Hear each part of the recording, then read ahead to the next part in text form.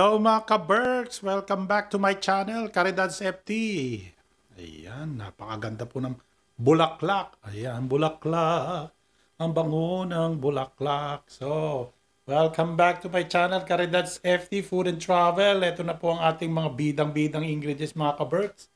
Meron tayo na-issued na maliit na yan, orange bell pepper. Half ng beef bouillon. Meron tayong ground beef dyan, isang itlog, 3 pirasong banana plantain, meron tayong ayan, garlic and onion mga ka-Berks, keso, meron tayong milk butter, meron tayong oregano, bay leaves, tomato sauce, at bakya naman, wow, magic sarap mga ka-Berks.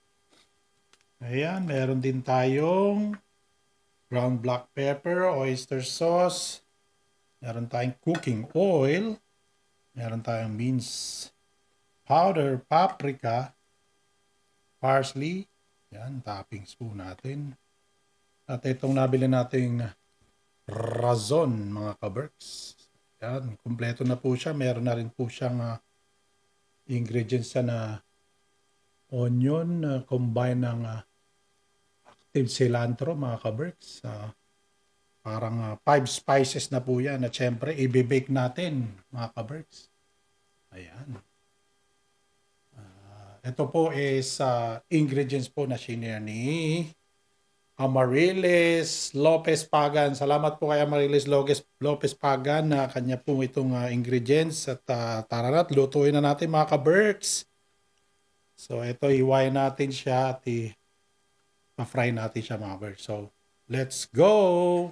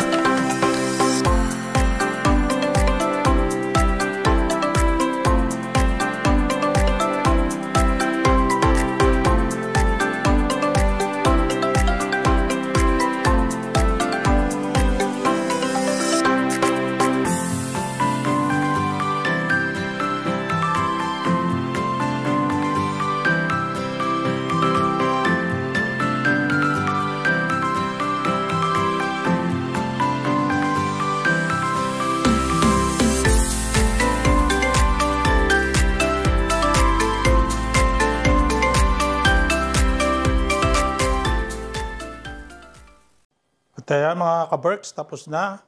So, ilalapat natin itong banana plantain dito sa mga mold, cupcake mold. Siyempre, spray natin ng butter mga ka-Berks. Meron akong butter dito. Spray butter. Yan. And then, lagyan na natin mga ka-Berks. Palitan natin ng medyo malaki-laki. Ayan, napakaganda nito mga ka-Berks. Yan, oh. Yan. Kita nyo naman, oh. Swak na swak, mga ka-Berks.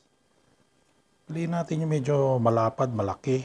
Yan. Siyempre, mas malaki, mas maganda, mga ka-Berks, di ba?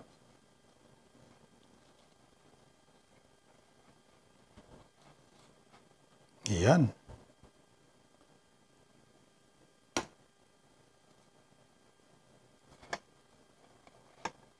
Ngayon, mayroon sayang sobra, pwede naman natin i-bake to ng later.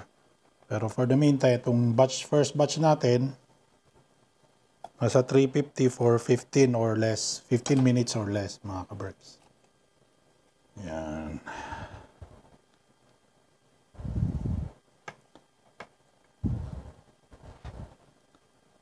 Yan na.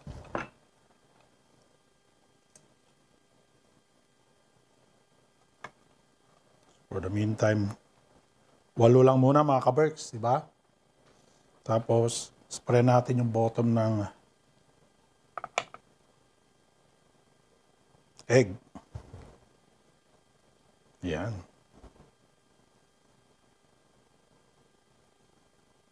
Medyo di maganda yung formation nito mga ka-Berks.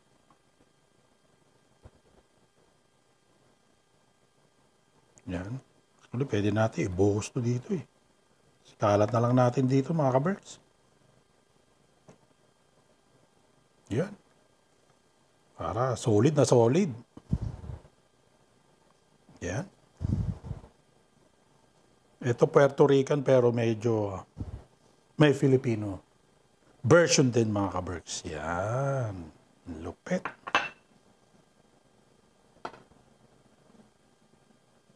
Yan. Tapos, lagyan natin ng stuff sa loob.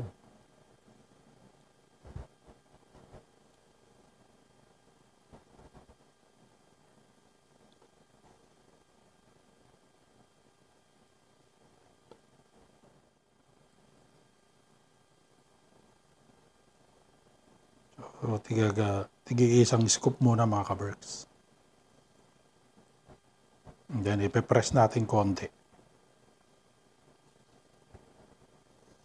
Yan, press natin konti yan mga ka-Berks, di ba? Para maganda. Siyempre, pag maganda ang kalalabasan. Tapos dagdagan na lang natin ng konti. Mga half nitong scoop.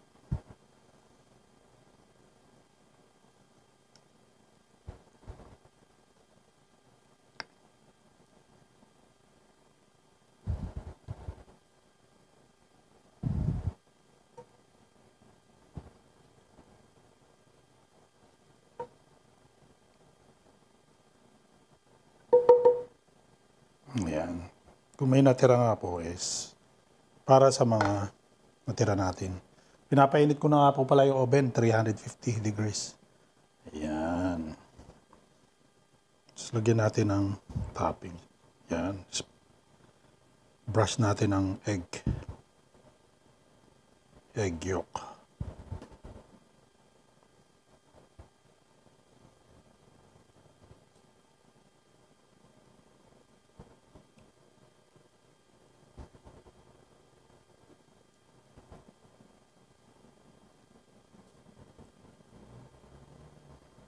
May nakita pa akong mga ka-Berks, oh. Tanggalin natin to. Laurel. At syempre, ang toppings, lagyan natin ng tigagalawang magnolia cheese. Ayan. Napakalupit ng lasa nito mga ka-Berks.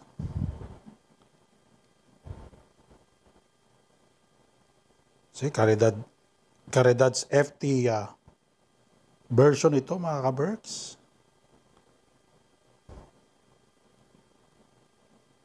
Naku, kailangan pa natin mag-cut ng kasi wala tayong ano. Tapos lalagyan natin. Ayun, ready na po mga kaberks. Parsley lang mga kaberks. Yan.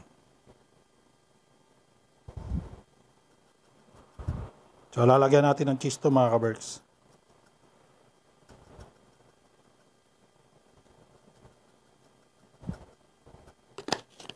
Okay. Stay tuned lang mga kaberks. Okay mga kaberks, ready na ang ating oven. 350 degrees na. So pasok na natin siya mga kaberks. Ano po?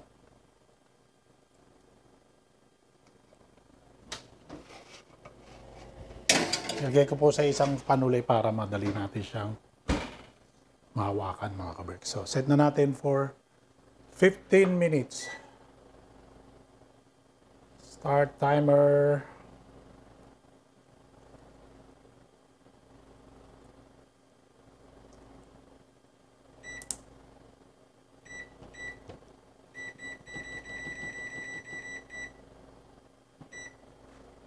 Para lang mag-melt yung ating cheese. Okay.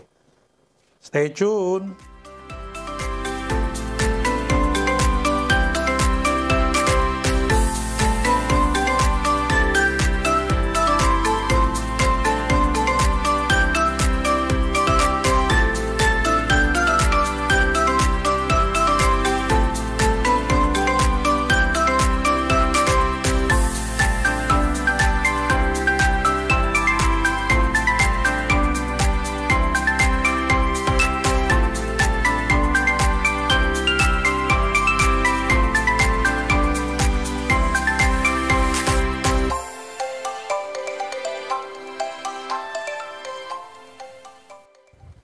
Ayan na nga mga kaberks, natapos na ang ating pianonos.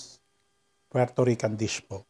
Ito po pianono sa atin po is bread. Ito pianono lang po sa atin. Ito pianonos po.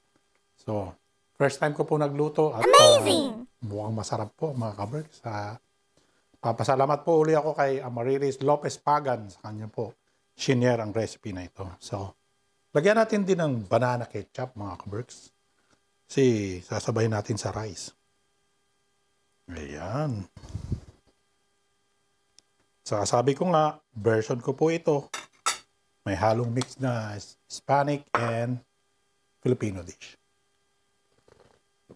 At syempre, di tayo mawawala ng quotes for today. Ang quote for today, there are no limits to what you can accomplish except the limits you place on your own thinking. Ayun. Siyempre, kumbaga, huwag na natin limitahan mga kaberks.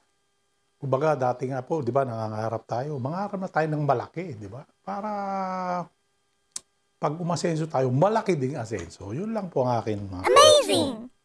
Pasalamat po uli ako sa Sendwave. At napaka, sinasabi ko nga po, mataas po ang palit at mabilis pa. Sigurado makakarating pa sa inyong mahal sa buhay. So, ito na, tikman na natin mga kaberks. Yan, meron tayong rice dito mga kaberks. Bagong luto pa. Yan, medyo na-deform lang po siya. Pero, dapat po mga kaberks. Meron tayong kutsilyo. Ayan. Kasi para medyo maganda ang cut. Napakalupit mga kaberks. Ayan.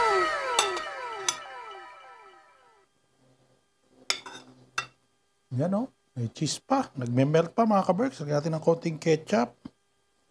Unang subo. Para po sa inyo mga kaberks.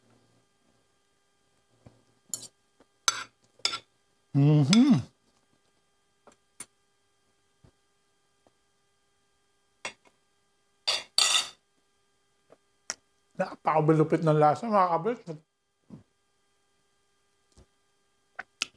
Tama-tama yung alat. Tamis nung banana ketchup. Tapos nalalasan ko po. Lagyan ko po ng oregano flakes. Tapos parmesan flakes. Parmesan flakes do toppings. Ayan o. Cut naman natin dito. Kabila.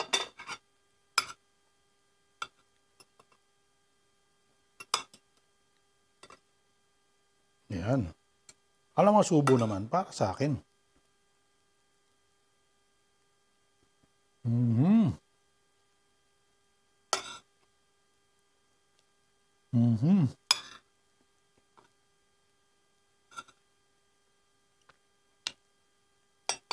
Panalo. So, ito po yung ginamit ko eh.